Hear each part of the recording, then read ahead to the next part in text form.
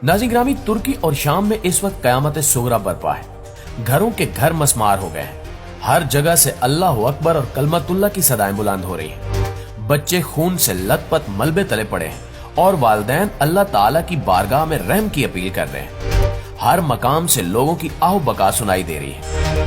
तुर्की और शाम के बेशतर इलाकों में ज़ल्ज़ले ने तबाही मचा दी। अब तक की इतलात के मुताबिक 3000 हलाकतें हो चुकी हैं, जबकि 11,000 से ज्यादा अफराद जख्मी हैं। मीडिया रिपोर्ट्स में बताया गया है कि ताहाल हजारों की तादाद में बच्चे और बूढ़े मलबे तले मौजूद हैं, जिनको निकाला जा रहा है।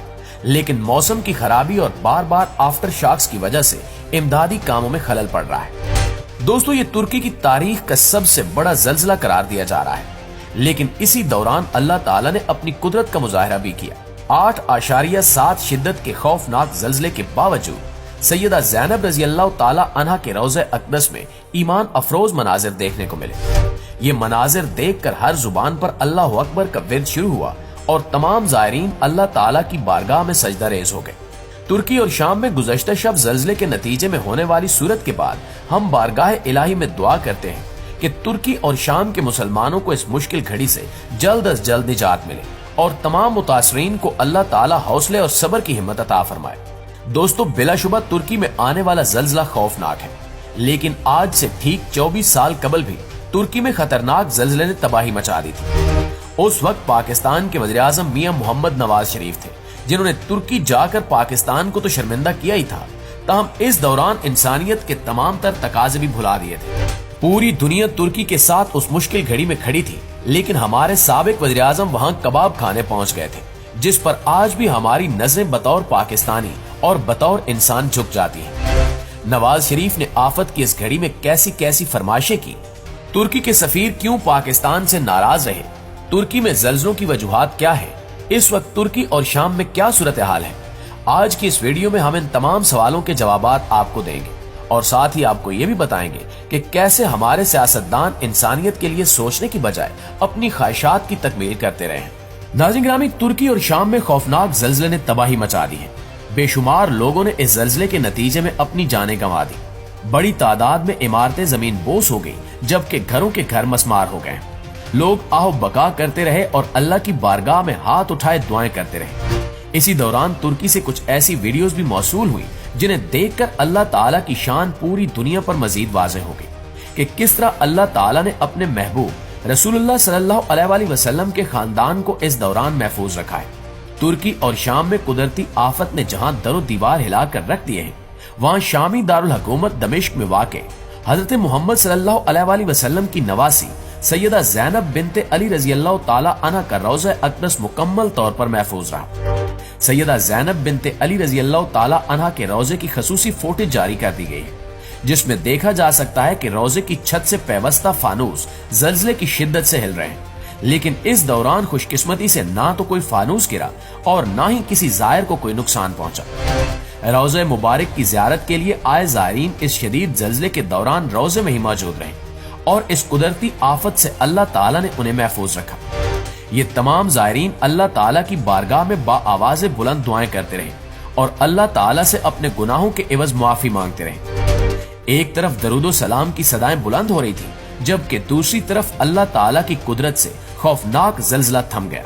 नाज़रीन, तुर्की पाकिस्तान का बिरादर इस्लामी मुल्क है और हर मुश्किल घड़ी में पाकिस्तान के शाना बशाना खड़ा रहा है।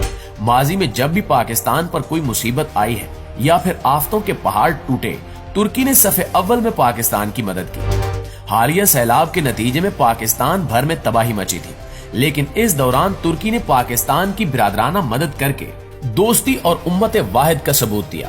आज तुर्की पर जमीन से आफत फूट पड़ी है तो दूसरी जानिब आसमान से मसाइल बरस रहे हैं। आज तुर्की को पूरी दुनिया की मदद की जरूरत है। गुज़श्ता रात से शदीद ज़ल्ज़ले और आफ्टर शॉक्स की वजह से अब तक लातादाद अफराद जाँ भाग हो गए हैं, जबकि कई बच्चे और खानदान अब भी मलबे तले मौजूद हैं। दोस्तों, तुर्की दुनिया के एक ऐसे खित्ते में वाक़े है जहाँ सबसे ज्यादा ज़ल्ज़ले रिकॉर्ड होते हैं। गुज़श्ता साल दुनिया में 22,000 के करीब छोटे बड़े ज़ल्ज़लों ने तबाही मचाई, जिनमें से अक्सर बेशतर तुर्की और इसके आसपास के ममालिक में आए। अब की बार ज़ल्ज़ले के मुतालिक तुर्की के मकामी लोग बता रहे हैं कि ये तुर्की की 80 साल तारीख का सबसे बड़ा ज़ल्ज़ला है। اس بات میں اس قدر سچائی ہے کہ اگر آپ ترکی سے آنے والی ویڈیوز دیکھیں تو انسان کی روح کانپ جاتی ہے۔ اس زلزلے کے نتیجے میں بڑی بڑی عمارتیں زمین بوس ہو چکی ہیں، لوگ بے یار و مددگار ہیں، ملک میں ایمرجنسی لگا دی گئی ہے اور معصوم آوازیں پوری دنیا کو امداد کے لیے پکار رہی ہیں۔ لیکن ایک ایسا وقت بھی آیا تھا جب ہمارے حکمران انسانیت کو بالائے طاق رکھ کر اپنی عیاشیوں کے لیے ترکی گئے تھے اور وہاں کے مصیبت زدہ لوگوں کے زخموں پر مرہم لگانے کی بجائے نمک چھڑک رہے تھے۔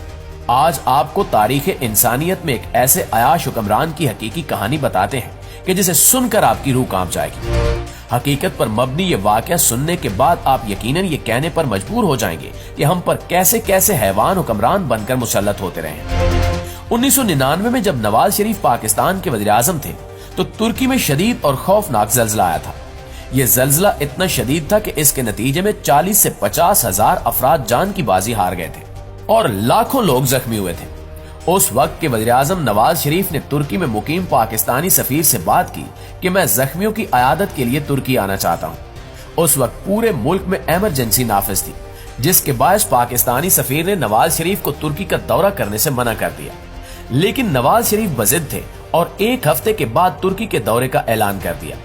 جب نواز شریف رات کے وقت ترکی میں قائم ایک ہوٹل پہنچے تو انہوں نے زخمیوں کی تیمارداری کرنے کی بجائے پاکستانی سفیر سے استنبول کے مشہور کباب کھلانے کی فرمائش کر دی۔ یہ نواز شریف کی پرانی عادت تھی کہ جب بھی یورپ کا سفر کرتے ترکی سے گزرتے ہوئے ترک کباب کھا کر یورپ جاتے۔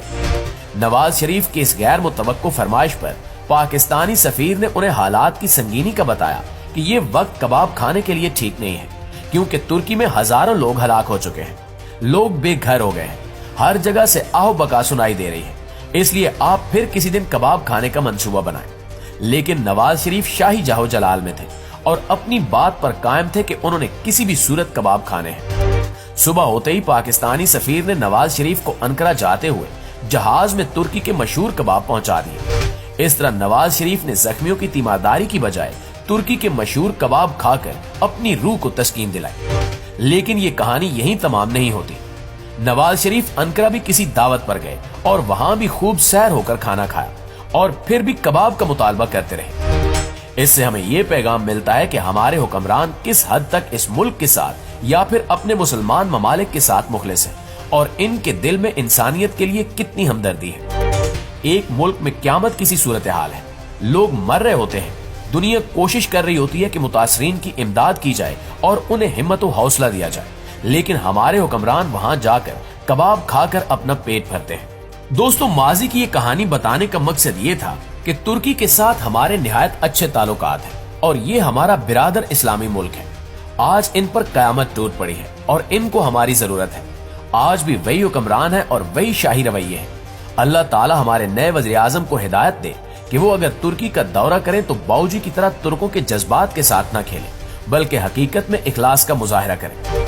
اللہ تعالیٰ ترکی اور شام کے مسلمانوں پر مزید رحم فرمائے اور ان کے لیے اس مشکل گھڑی میں آسانی پیدا کرے۔ آمین ثم آمین۔